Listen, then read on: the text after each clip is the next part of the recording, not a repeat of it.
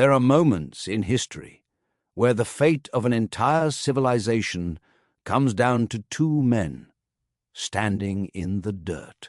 On one side, you have Hector. He is fighting for his life, his infant son, and the terrified citizens shivering behind the gates. He is the soldier of duty. On the other side stands Achilles.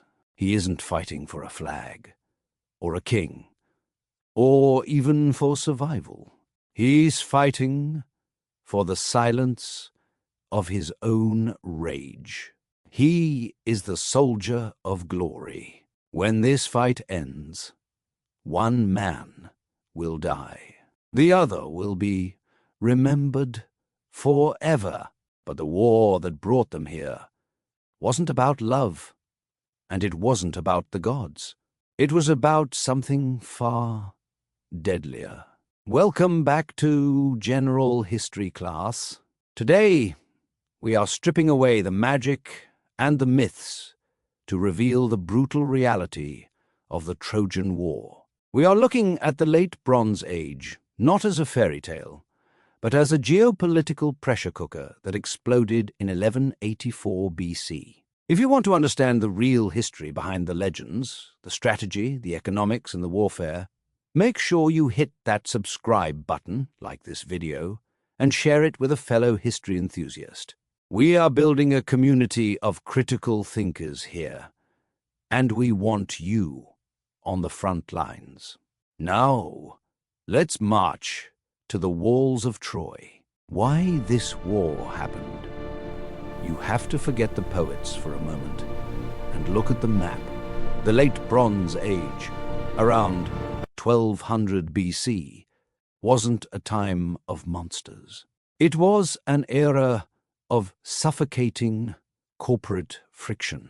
Power in this world was measured in three things: copper, tin, and access to the sea.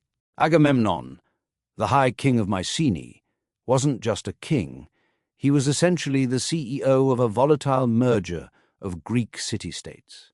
He controlled the Aegean, but he had a massive problem. He did not control the gate. To the east stood Troy. This city wasn't just a pile of houses. It was the padlock on the black sea trade routes. If a Greek merchant ship wanted to access the grain and gold of the north, they had to pass Troy. To pass Troy, they had to pay. For the Mycenaean economy, this was a stranglehold. They were being bled dry by Trojan taxes. So, when we talk about the abduction of Helen, the Queen of Sparta, by Prince Paris of Troy, we have to look at it through the lens of history, not romance. Was it a love affair? Maybe. But for Agamemnon, this was the casus belli, the excuse he had been waiting for.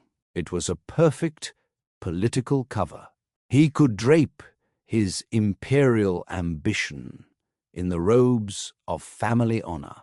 The armada that launched from Aulis was a logistical leviathan. 1,000 ships. This was the united fury of a civilization at its peak, sailing toward a city that had never been breached. They thought it would be a quick raid. They were wrong.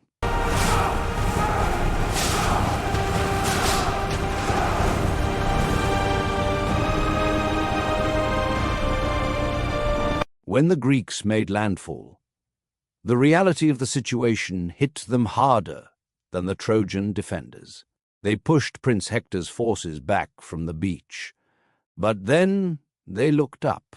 The walls of Troy were a masterpiece of military engineering.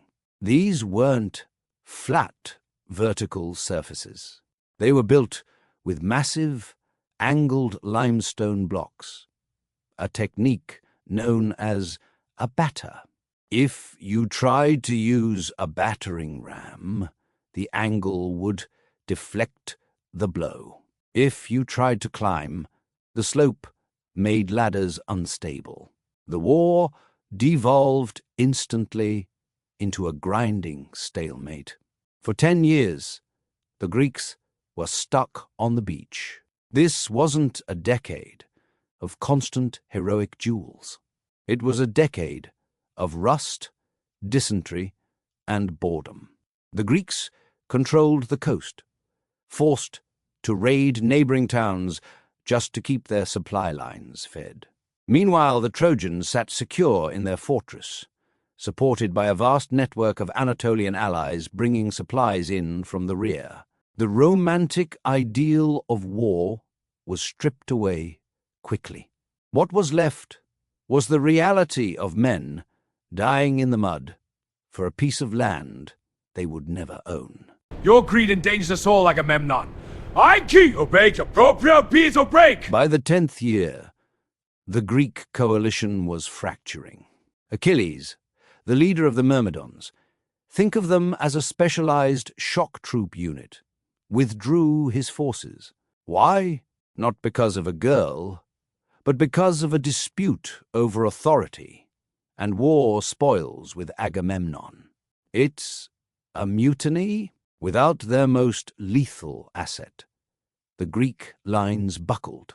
Hector, a brilliant tactician, seized the momentum.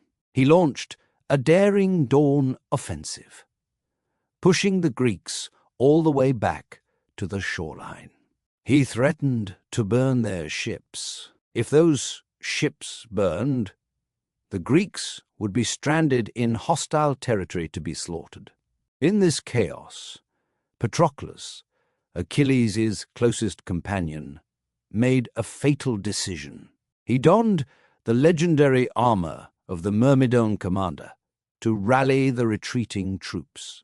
It was a psychological trick, a ruse to make the Trojans believe the ghost of the battlefield had returned. The ruse worked, but the cost was absolute.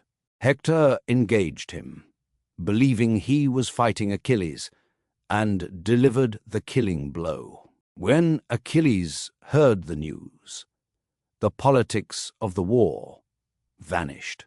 The dispute with Agamemnon vanished. The death of Patroclus didn't just bring Achilles back to the war. It transformed him into an engine of annihilation. This brings us back to the duel. It is one of the most studied, close quarters engagements in military history. This was not a fight between good and evil.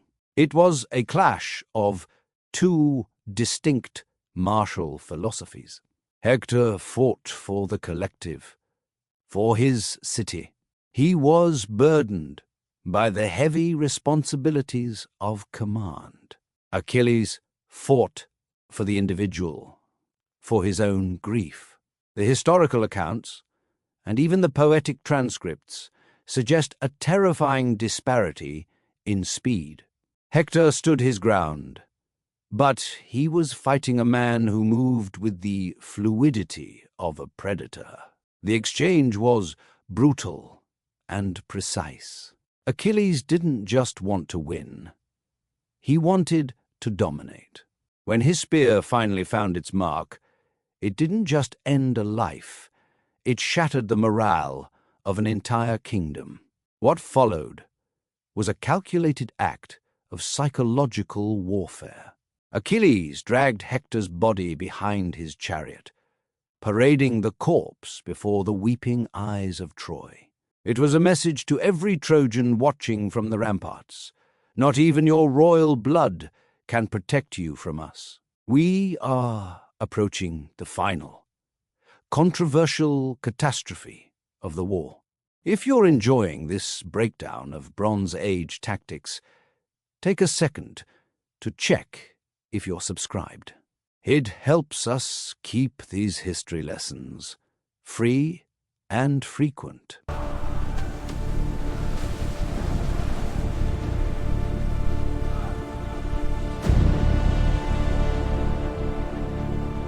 Despite Hector's death, the walls still stood.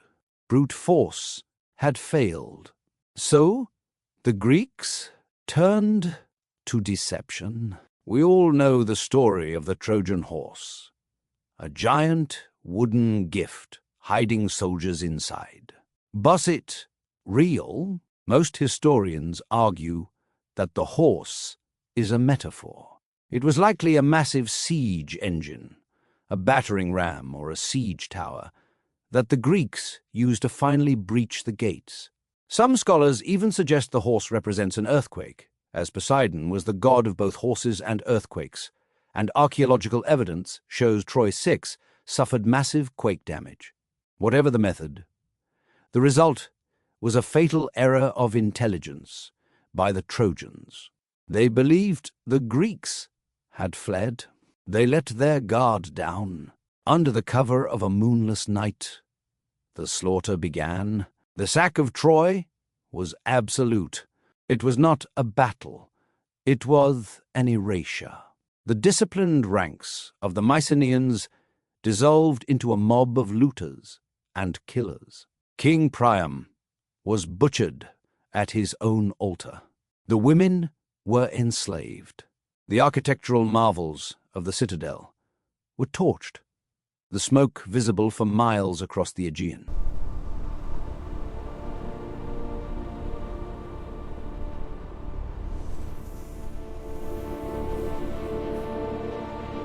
The victory, however, was Pyrrhic. The Mycenaean civilization had exhausted itself. The cost of the expedition was too high. Agamemnon returned home only to be assassinated by his own wife, a grim reminder that the trauma of war follows the victor's home. Within a few decades, the Mycenaean palaces themselves would burn during the Bronze Age collapse. Yet, from the ashes, a thread of survival emerged.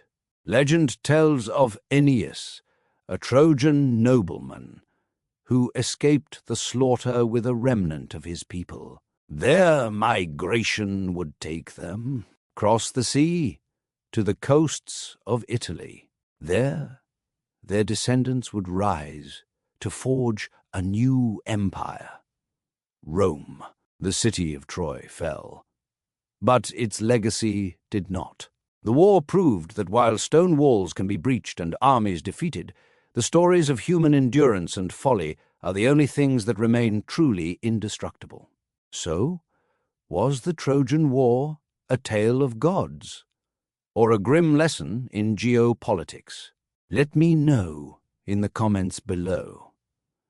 Team Hector or Team Achilles? If you learned something new today, please like this video and subscribe to General History Class. We'll see you in the next era.